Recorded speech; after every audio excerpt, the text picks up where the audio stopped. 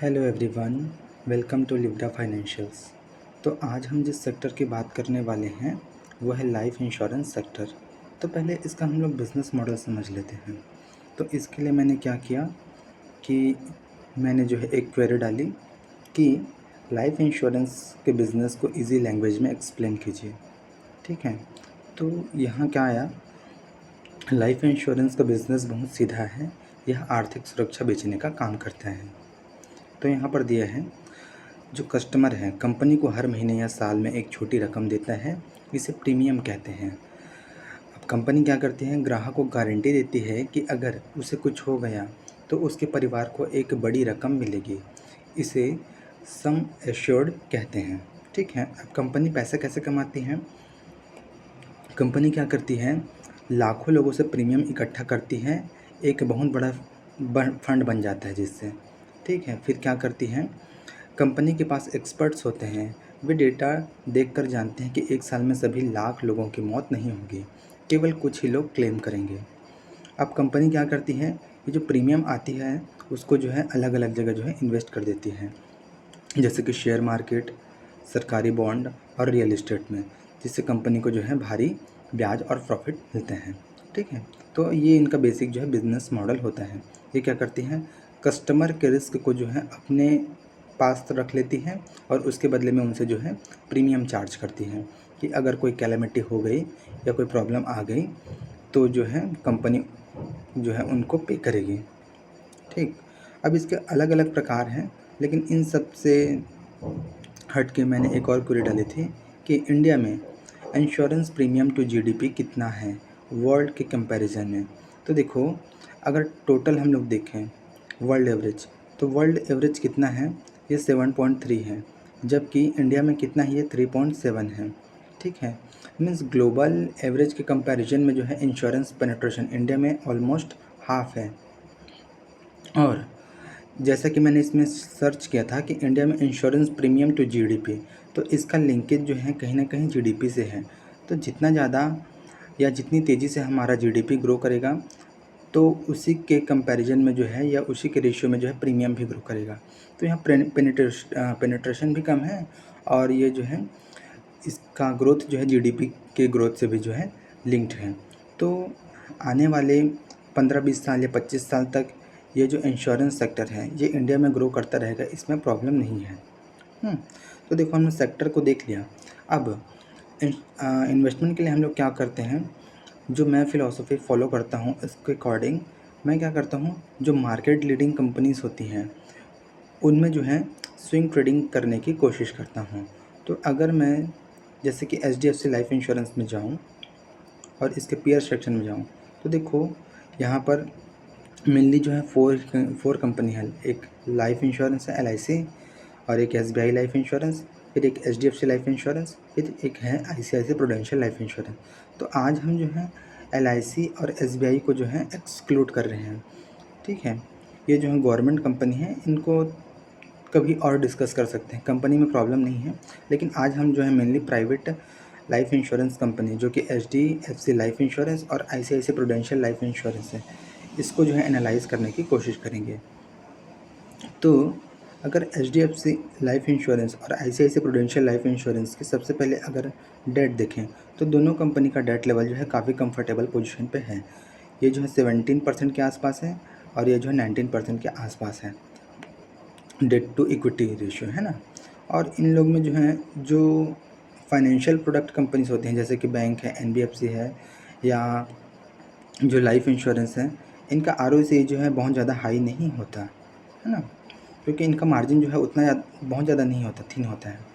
तो अगर मैं देखूँ इनका प्रॉफिट ग्रोथ देखूँ, जैसे कि एचडीएफसी लाइफ इंश्योरेंस का देखूँ, तो 5 साल में जो है 7% के सीएजीआर से और 3 साल में जो है 12% के सीएजीआर से ग्रो कर रहा है।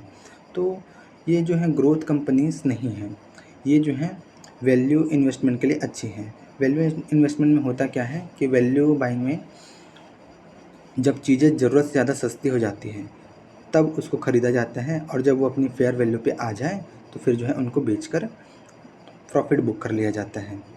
तो इनका ग्रोथ रेट अगर मैं देखूँ तो 7% 12% है, मीन्स बहुत ज़्यादा खास नहीं है। और स्टॉक प्राइस जो है उससे भी जो है ख़राब परफॉर्म किया है अगर देखें तो। फिर वहीं अगर हम लोग इसके पेयर सेक्शन में जाएं और ICICI प्रूडेंशियल लाइफ इंश्योरेंस की ग्रोथ रेट अगर हम लोग देखें तो इसका भी ग्रोथ रेट जो है कुछ खास नहीं है। अगर 5 साल में देखा जाए तो 11% ही है। 3 साल और 12 जो ट्रेलिंग 12 मंथ है उसमें तो ठीक ठाक ग्रोथ है, लेकिन अगर 5 साल में देखें तो इसका भी ग्रोथ कुछ खास नहीं है और स्टॉक प्राइस इसका भी काफ़ी पुअरली परफॉर्म किया है। तो 5 साल में देखा जाए तो ये तो -1% के CAGR से जो है ग्रो किया है। अब अगर इसके टेक्निकल्स की बात करें तो जैसे कि मैं यहाँ जाऊँ ट्रेडिंग व्यू में, तो यहाँ जैसे मैंने पहले ही ICICI प्रूडेंशियल लाइफ इंश्योरेंस का चार्ट जो है ओपन करके रखा हुआ है। तो देखो कंपनी आज जिस प्राइस पे है ना, ये ऑलमोस्ट उसी प्राइस पे है जो आज से 5-6 साल पहले जो इसकी प्राइस थी, उसी प्राइस पे ये जो है रेंज बाउंड मैनर में जो है ट्रेड कर रहा है। तो इससे हमको पता चलता है कि अगर कंपनी को लॉन्ग टर्म अगर होल्ड किया जाए तो इसमें पैसे बनने के चांसेस ऑलमोस्ट नेग्लिजिबल है। तो इसमें स्विंग ट्रेडिंग किया जा सकता है। तो स्विंग ट्रेडिंग में क्या होता है, इसमें हम लोग वैल्यू बाइंग कर सकते हैं। जैसे ही अगर हम लोग कंपनी का हिस्टोरिकल डेटा देखें तो टेक्निकली जो है ये 30% या 40% के आसपास जो है करेक्शन शो करता है। तो जब भी कंपनी 30%, 40% या 25% या इससे ज़्यादा की गिरावट दर्ज करे तो इसमें जो है बाइंग अपॉर्चुनिटी कहीं ना कहीं हमको दिखती है। जैसे कि ये 45% करेक्ट हुआ था, है ना, इसके पहले इसमें 40% करेक्ट हुआ था। और अगर कोविड के टाइम पे भी देखा जाए तो ये 50% के आसपास या 55% के आसपास जो है करेक्ट हुआ था। तो अगर ये 25 या 30% के आसपास अगर करेक्ट हो जाए अपने हाई से और इसमें अगर एंट्री बनाया जाए और इसको वापस इसके लाइफ टाइम हाई पे जो है सेल किया जाए तो इसमें जो है प्रॉफिट जो है मिलने के चांसेस जो है बढ़ जाते हैं।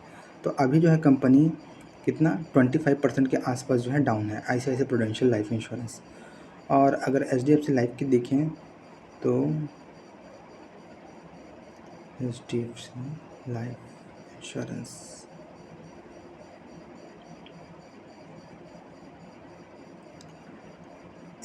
लाइफ इंश्योरेंस जो है अपने टॉप से फ़िलहाल 25% डाउन है। ICICI प्रूडेंशियल लाइफ भी लगभग इतना ही डाउन था।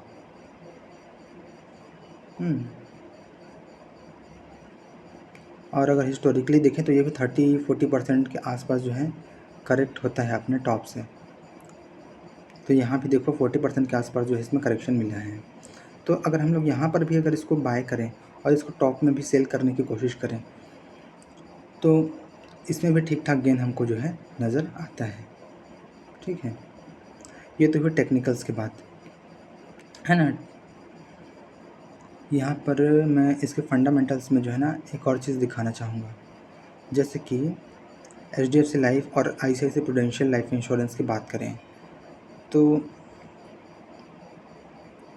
इनके 3 ईयर के मीडियन पी से अगर हम लोग इनको कंपैरिजन करें तो HDFC लाइफ का 3 ईयर का मीडियन पी कितना है 87 के आसपास और अभी कितना है, अभी जो है 69 के आसपास।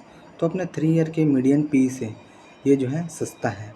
वहीं अगर ICICI प्रूडेंशियल लाइफ इंश्योरेंस की बात करें तो इसका 3 ईयर का मीडियन पी 85 के आसपास है और अभी जो है 47 के आसपास जो है ये ट्रेड कर रहा है।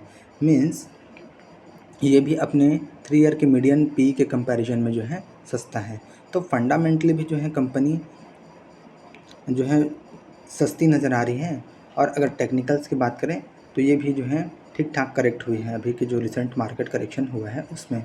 तो बात करें रिस्क मैनेजमेंट की, मीन्स एसेट एलोकेशन की अगर बात करें तो अगर कंपनी का साइज़ देखा जाए तो दोनों ही कंपनी का साइज़ जो है ठीक ठाक है।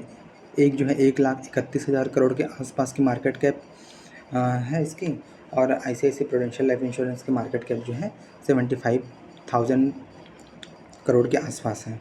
तो दोनों जो है एक सिग्निफिकेंट मार्केट कैप वाली कंपनी है। तो इसमें जो है अपने पोर्टफोलियो का अराउंड 1.5% से लेके 3% तक इसमें जो है इन्वेस्ट किया जा सकता है। तो मैं इसमें अगर होता तो मैं क्या करता, क्योंकि मैं इसमें जो है वैल्यू बाइंग कर रहा हूँ, तो इसमें तो मुझे एग्ज़िट के लिए भी पॉइंट जो है डिसाइड करना पड़ेगा। तो अगर मान लो मैं यहाँ एंट्री करूँ, तो मैं इसको ज़्यादा से ज़्यादा इसके लाइफ टाइम हाई तक ही इसको जो है रखना पसंद करूँगा।